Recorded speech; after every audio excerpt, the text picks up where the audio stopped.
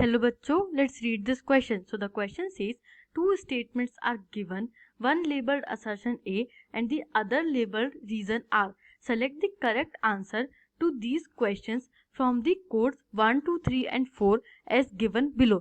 यहाँ पे हमें दो स्टेटमेंट्स दिए हैं, एक स्टेटमेंट को लेबल किया है असर्शन ए और दूसरे को लेबल किया है रीजन आर, और इसमें से जो क्वेश्चंस गिवन है उनका सही कोड हमें चूज करना है from the given codes. Let's see the given codes.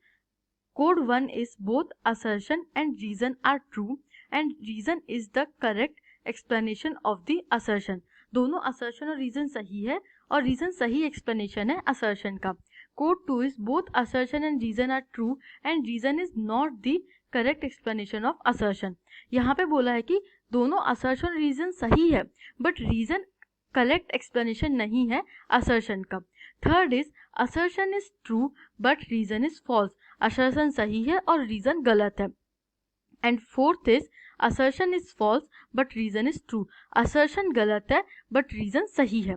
Let's see the assertion and reason given to us. Assertion is the 17th century was an era of proto-industrialization.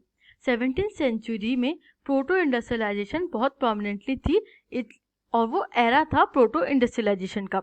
इसका reason है the first cotton mill was established in India in Bombay in 1854. पहली cotton mill establish होती है India में बॉम्बे में 1854 में. Let's see the key concept. की concept is industrialisation. अब जो इंडस्ट्रियलाइजेशन का बेसिक आइडिया है वो मशीन से या इन फैक्ट्रीज इंडस्ट्रियलाइजेशन का हम आइडिया रखते हैं, बट इवन बिफोर दैट एक प्रोमिनेंट लेवल पे इंडस्ट्रियलाइजेशन और लार्ज स्केल प्रोडक्शन हो रहा था. Let's see the answer. Even before the factories, there was large-scale production in England and Europe for an international market. Production was in family farms with the use of human labor. Many historians call this phase as proto-industrialization. अब यहाँ पे कहा गया है कि factories का use होने के पहले भी लार्ज स्केल प्रोडक्शन चल रहा था इंग्लैंड में, जो कि इंटरनेशनल मार्केट की डिमांड को सेटिस्फाई कर रहा था. अब ये जो प्रोडक्शन हो रहा था लार्ज स्केल प्रोडक्शन, वो फैक्ट्रीज में नहीं हो रहा था, वो फैमिली फार्म्स में हो रहा था with the use of human labour के यूज के, जो फैमिली मेंबर्स है उनके जो ह्यूमन रिसोर्स है उसके यूज से. और हिस्टोरियंस इस एरा को प्रोटो इंडस्ट्रियलाइजेशन कहते हैं. तो यहाँ पे हम प्रोटो इंडस्ट्रियलाइजेशन को डिफाइन कर सकते हैं.